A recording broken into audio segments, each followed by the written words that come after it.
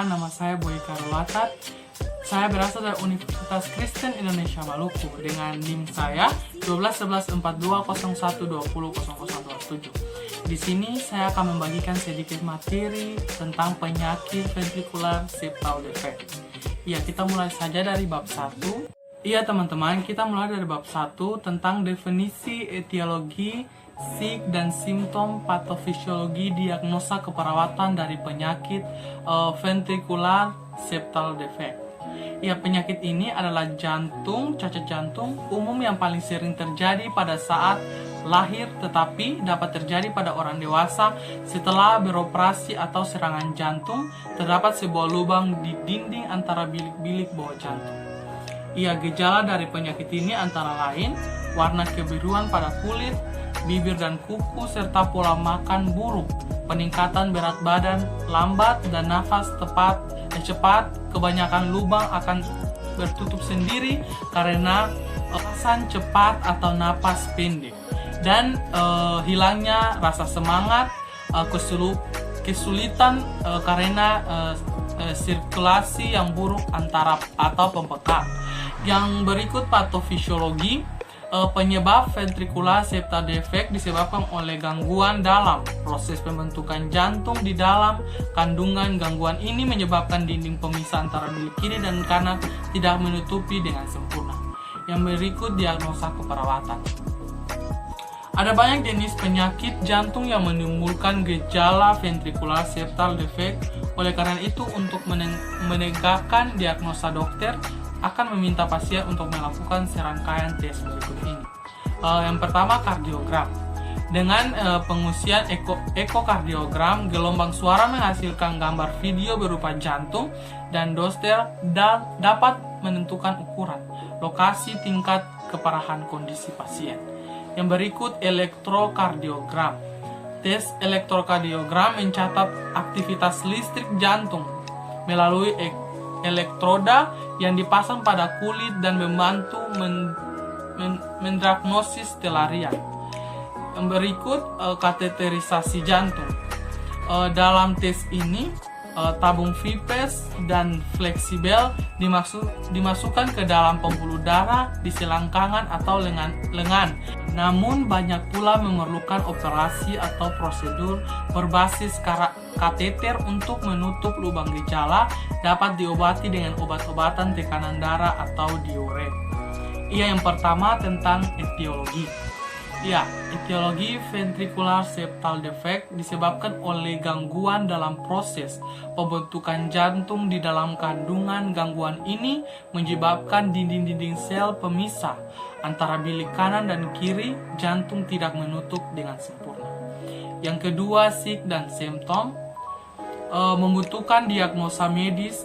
Gejala antara lain lama ketirisan pada bibir dan kuku, warna pucat disertai dengan pola makan yang buruk, peningkatan berat badan lambat, dan napas semakin cepat.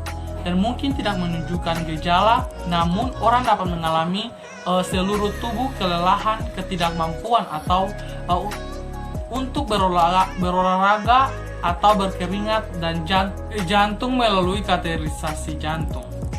Dokter dapat mendiagnosa kelainan jantung bawaan dan menentukan fungsi katup dan bilik jantung.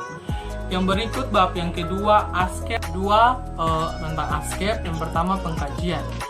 Identitas pasien, Nona S, dengan umur 8 tahun, agama Kristen, jenis kelamin perempuan, status belum menikah, pendidikan pelajar.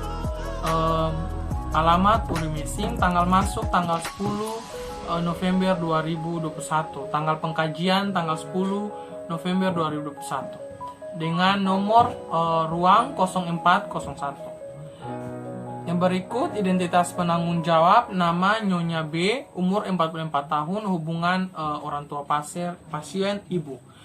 Yang berikut, status kesehatan.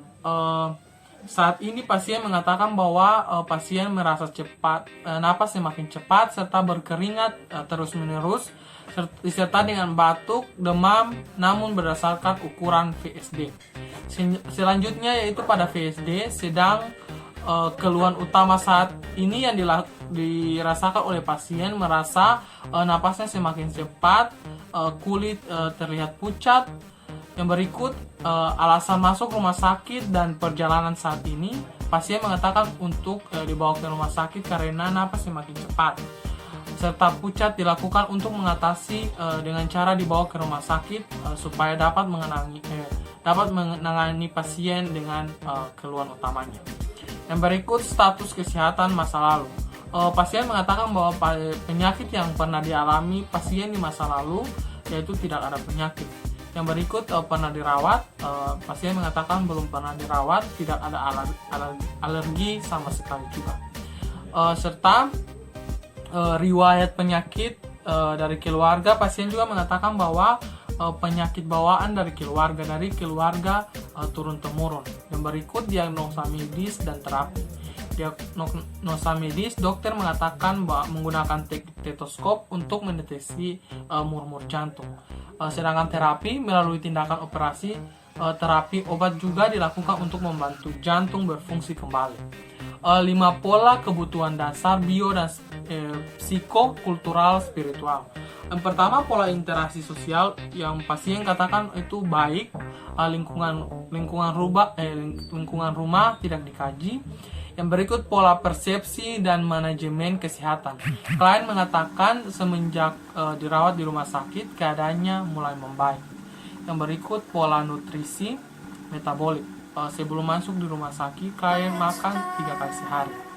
Yang berikut sebelum sakit klien mengatakan BAB tidak ada masalah sama sekali.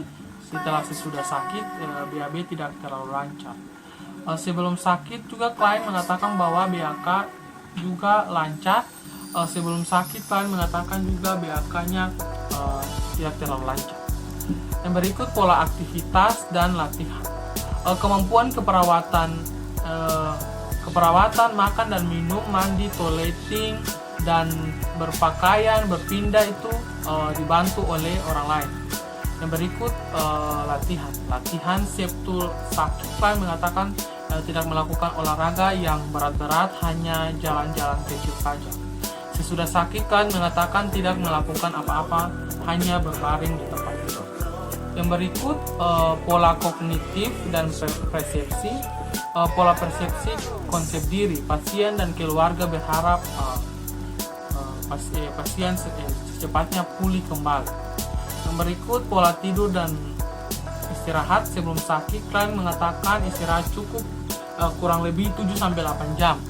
Sesudah sakit waktu istirahatnya pun semakin lama. Bahkan tidur dari jam 9 malam hingga jam 8 pagi bangun. Yang berikut peran hubungan pasien dan keluarga sangat baik. Yang berikut pola toleransi stress coping. Pola nilai kepercayaan selama dirawat, klien selalu berdoa. Pengkajian fisik tingkat kesadaran GCS mata 4, verbal dan psikomotor 6. Yang berikut TTV atau tanda-tanda vital.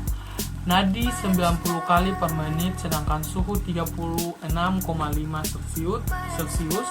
Yang berikut keadaan fisik, inspeksi, palpasi, perfusi dan okultasi. Kepala dan leher bentuk simetris, rambut hitam dan lurus. Leher tidak ada pembesaran atau kelenjar tiroid. Dada. Yang berikut paru-paru, PA frenitus kanan, PE seluruh lapang paru dan jantung. Yang berikut jantung, nyeri pada jantung serta tekanan napas semakin cepat. Payudara dan ketiak tidak ada pembengkakan, inspeksi bentuk simetris. Okultasi, paristalik usus normal 12 kali per menit, sedangkan palpasi tidak terdapat distensi abdominal. Berikut perkusi, inspeksi tidak ada jamur dan bersih. Warna kulit pucat, status mental dan emosi normal. Warna kulit pucat, status mental dan emosi normal. Pengkajian saraf kranial. Pemeriksaan refleks, pemeriksaan penunjang, data laboratorium yang berhubungan. Pemeriksaan radiologi, hasil konsultasi. Yang berikut analitik data. Tabel analisis data.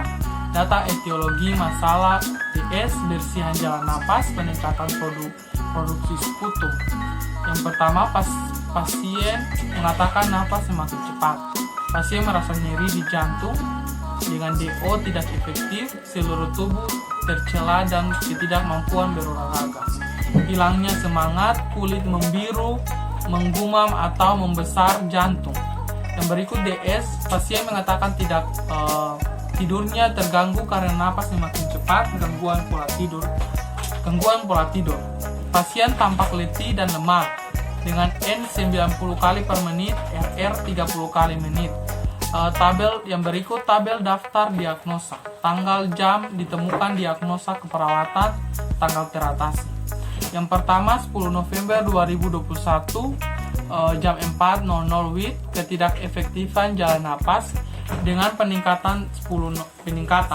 Yang berikut 10 November 2021 jam 4.00 WIB, gangguan pola tidur berhubungan dengan napas semakin cepat. Yang berikut C, rencana tindakan keperawatan.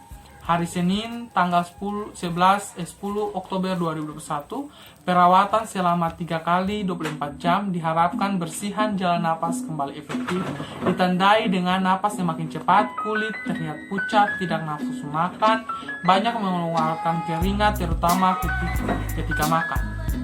Yang berikut frekuensi pernapasan dalam tidak normal, gangguan pola tidur. Teratasi dengan kriteria hasil jumlah jam tidur di waktu normal, pola tidur kualitas dalam waktu normal rasional. Yang berikut TTV, tanda-tanda vital merupakan kadar umum pasien dengan posisi tidur dapat meningkatkan paru-paru dan jantung agar membaik. Yang berikut napas semakin cepat. Dalam hitungan detik, hal ini membuat pasien terganggu, pengobatan tergantung pada tingkat keparahan. 9. Kebanyakan lubang akan menutup sendiri untuk mengetahui gejala, pola, dan masalah istirahat yang mengganggu nafas semakin cepat, serta kekurangan oksigen. Yang berikut bab 3 kesimpulan. Penyakit ventrikular defect septal adalah cacat jantung karena koneksi yang abnormal antara bilik bawah jantung. Penyakit ini umum yang paling sering terjadi saat lahir, tetapi dapat terjadi juga pada orang dewasa. Setelah operasi atau serangan jantung, terdapat sebuah lubang dinding bilik bawah jantung. Oke, sekian materi yang saya bawakan di sore hari ini. Terima kasih yang telah menonton. Sampai jumpa.